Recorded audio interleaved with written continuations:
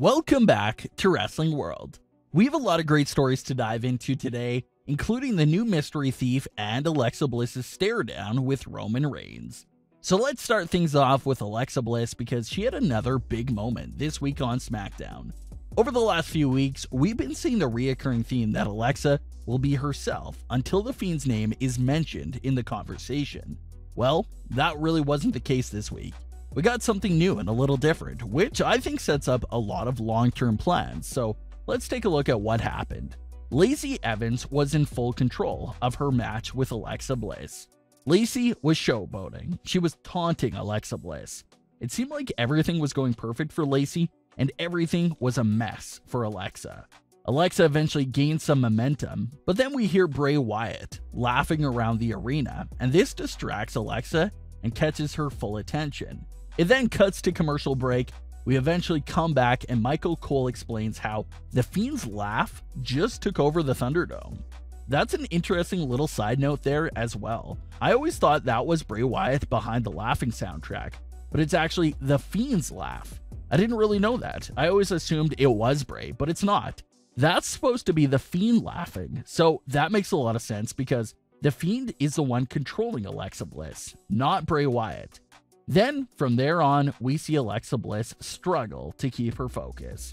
Just from the look of things, it seems like Alexa Bliss was trying to shake off the Fiend effect and just be herself for the match, but she was unsuccessful in trying to fight it off. Alexa gains control of the match, but as she struggles with fighting off the Fiend's effect, Lacey takes control again. Alexa eventually snaps and enters this full Fiend mode, hitting Lacey Evans with Sister Abigail before getting disqualified. The arena gets covered in the Fiend's animations, and he appears on screen. It seems that he's watching over Alexa Bliss, and he even appears to nod his head in approval of what Alexa Bliss did. Alexa Bliss's performance and facial expressions were on another level for this entire segment of the show. Her appearance and her face looked so scary and intimidating. It was as if she had a Fiend mask on. Literally, her regular face looked just as scary as the Fiend's actual mask. That shows how amazing her facial expressions really were. Speaking of facial expressions, let's talk about Alexa's final moments on Smackdown. WWE labeled this segment as Alexa Bliss getting possessed by the Fiend. So, it's safe to say that's what's going on here. The spirit of the Fiend is running through Alexa Bliss. So Alexa's walking halfway up the ramp and Roman Reigns comes out. Now, this moment and timing wasn't done by accident. Roman Reigns didn't come so soon because WWE was pressed for time or anything like that. Roman Reigns came out at that specific time because he was meant to have this silent moment with Alexa Bliss that will set up their future plans. So Roman and Heyman walk past Alexa Bliss like nothing. They're not even thinking of her as a threat or anything like that, so they keep on walking. Roman Reigns stops and poses on the ramp with the Universal title. Alexa Bliss turns around and stares down Roman Reigns with the most hostile and aggressive face. Why did she do this to Roman Reigns? Well, you have to remember Alexa Bliss is not Alexa Bliss in this specific moment. Like WWE said, Alexa was basically possessed by the Fiend, Bray Wyatt. So when you see Alexa Bliss giving Roman Reigns that aggressive look, it's not really Alexa giving him that look, it's the Fiend, Bray Wyatt, that's giving Roman Reigns that look. This moment between Alexa Bliss and Roman Reigns planted the very early seeds for the Bray Wyatt vs. Roman Reigns feud. Remember, the Fiend's second Universal title reign lasted 7 days because of the stunt that Roman Reigns pulled off. The Fiend, Bray Wyatt, and Braun Strowman were fighting for several minutes and even broke into the ring before Roman Reigns decided to show up to the match. The Fiend was also never pinned for the title. Roman Reigns pinned Braun Strowman, so that's why the Fiend is furious with Roman Reigns. Roman Reigns stole the title by entering the match late and pinning Strowman, so you know that the Fiend isn't going to forget about that and let it go. Alexa Bliss's facial expressions to Roman Reigns confirms that the Fiend hasn't forgotten about Roman Reigns and what he did. Despite the two characters being played by the same person, Bray Wyatt and the Fiend have very different storylines going on right now. Bray Wyatt admitted that he was sad that the Fiend lost the title, But Bray moved on from it pretty quickly, and now he's dealing with a situation going on within the Firefly Funhouse. The Fiend, on the other hand, is busy with completely different things. It looks like the Fiend is spending his time trying to fully control Alexa Bliss, and he's also seeking revenge on Roman Reigns. Alexa Bliss is still 50% herself and 50% possessed, but I think it's going to get to the point where she'll be 100% possessed. Then it'll be interesting to see what the Fiend's endgame will be with Alexa Bliss. Does he use her to just advance his own agenda? I absolutely love that brief moment between Alexa Bliss and Roman Reigns because that Bray vs. Roman feud is definitely coming down the line, and that was our confirmation. It'll also be interesting to see what role Alexa will play in that feud. I absolutely love Alexa's character right now because of just how versatile she is.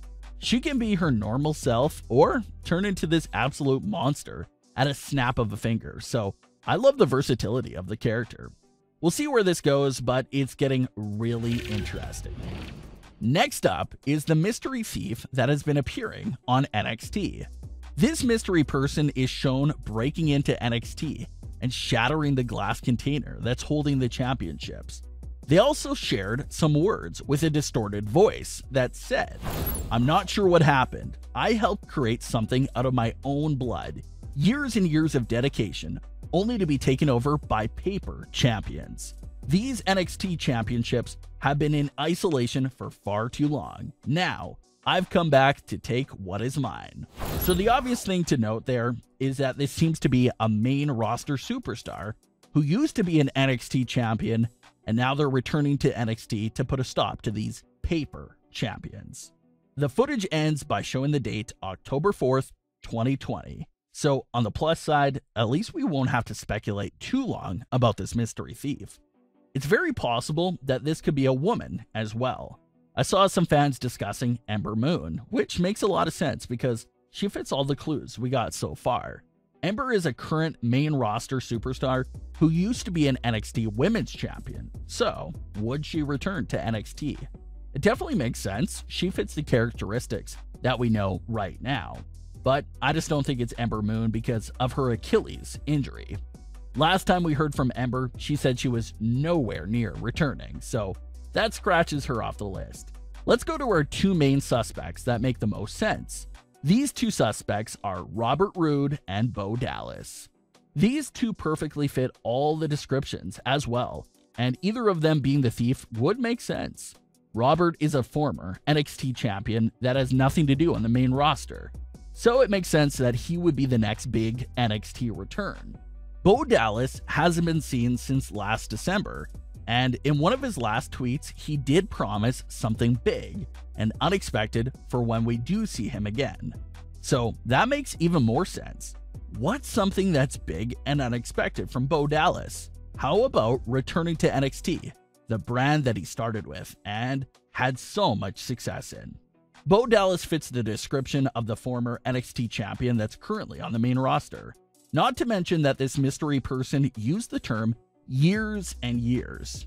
That seems to really fit Bo Dallas because it's been several years since he first left NXT.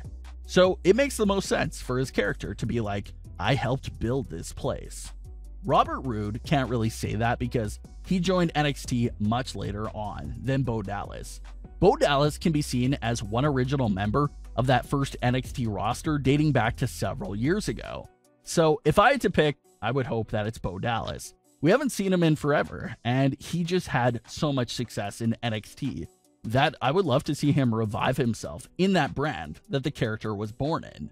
That's what I would love to see, but I wouldn't mind Robert either. But what are your thoughts on Alexa Bliss's big moment on SmackDown? Who do you think is behind the mystery person on NXT as well? Leave your comments, don't forget to subscribe, and leave a like if you enjoyed. Thanks for watching, guys.